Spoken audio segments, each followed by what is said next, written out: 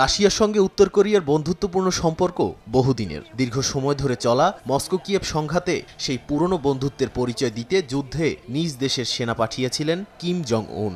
রাশিয়ার কুর্স্ক অঞ্চলে ইউক্রেনীয় বাহিনীর হামলায় প্রাণও হারিয়েছেন তাদের অনেকে।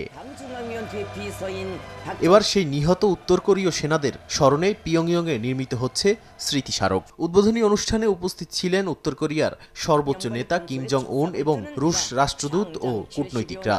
এ সময় রাশিয়ার সঙ্গে সামরিক সম্পর্ক আরও জোরদারের ঘোষণা দেন কিম। বক্তব্যে কিম আরও বলেন, পিয়ংইয়ং সবসময় মস্কোর পাশে থাকবে, এমনকি উদ্বোধন করা স্মারকটিকে সত্যিকারের দেশপ্রেমিকের পবিত্র স্থান বলে আখ্যা দেন তিনি। স্মারক ভবনে যুদ্ধের সময়ের ছবি, ভাস্কর্য ও শিল্পকর্ম থাকবে, যা রাশিয়ার যুদ্ধে উত্তর কোরীয় সেনাদের ভূমিকা তুলে ধরবে।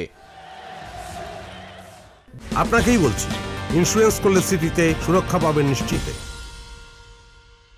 দক্ষিণ কোরিয়ার গোয়েন্দা সংস্থার তথ্যমতে রাশিয়ার কুর্স্ক সীমান্তে যুদ্ধে ইউক্রেনের 2000-এর বেশি সেনা নিহত হয়েছেন।